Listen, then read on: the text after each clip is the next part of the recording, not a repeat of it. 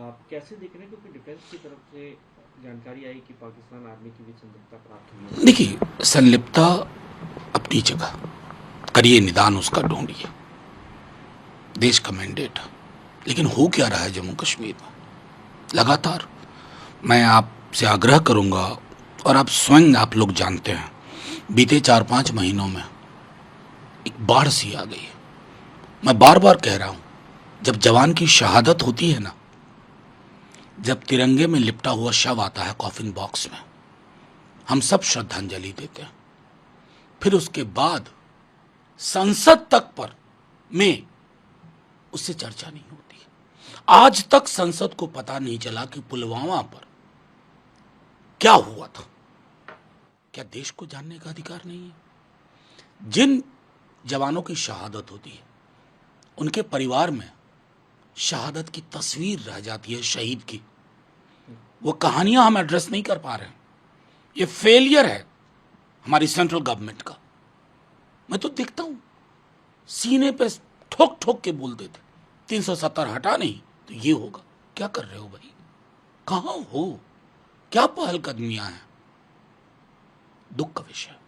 Sir, NITI Aayog की meeting चल रही है, ममता बनर्जी पहुंची हुई हैं। इंडिया अलायंस की तरफ से कहा गया था कि कोई सीएम नहीं जाएगा, कांग्रेस के भी कोई सीएम नहीं गए।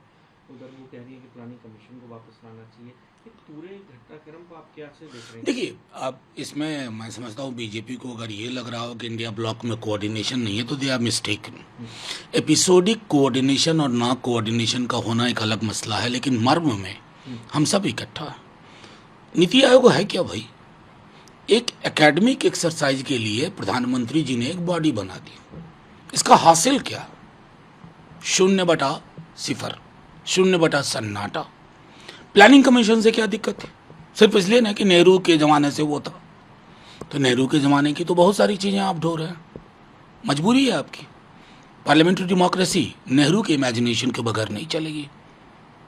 चाहे वो आप तीसरा टर्म ले लें, मैथमेटिकल रियलिटी से हकीकत नहीं बदलती है। हकीकत बदलेगी जब आप पहलकदमियाँ क्या ठोस लेते हैं, और वहाँ मैं नीति आयोग को फेलियर मानता हूँ। It's a failed idea. तो जाहिर तौर पर आपको रिवाइव करना चाहिए, और इस जो 240 वाला मैंडेट है बीजेपी का, उसका भी संदेश यही है कि collective should be restored. Sir, Agniveer को लेकर आप लोग इतना सरकार ज़्यादातर राज्यों में अग्निवीर जो स्कीम है उसमें लोगों को रिजर्वेशन की बात कह दी है।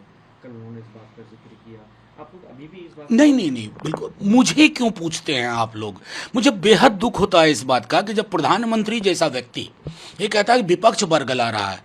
अरे, युवाओं को बरगला लेंगे हम? इतनी हमारी हैसियत नहीं है। कभी प्रधानमंत्री जी सीधा संवाद असल में नहीं करते। उन युवाओं से बात कीजिए ना जो सेना में भर्ती के लिए कोशिश कर रहे थे। सेना कैसा सोचती थी अग्निवीर के बारे में? जो पोटेंशियल रिक्रूटमेंट के लिए तैयारी, वो क्या सोचते थे? प्रधानमंत्री जी, आप अभी भी नहीं समझ पा रहे हैं। ये मैंडेट आपको सुनने के लिए दिया गया है। Develop the art of listening. आप सुनाते बहुत हैं प्रधानमंत्री जी, सुनते बिल्कुल नहीं है। सुनिए, आपका भी भला होगा, देश का भी भला होगा।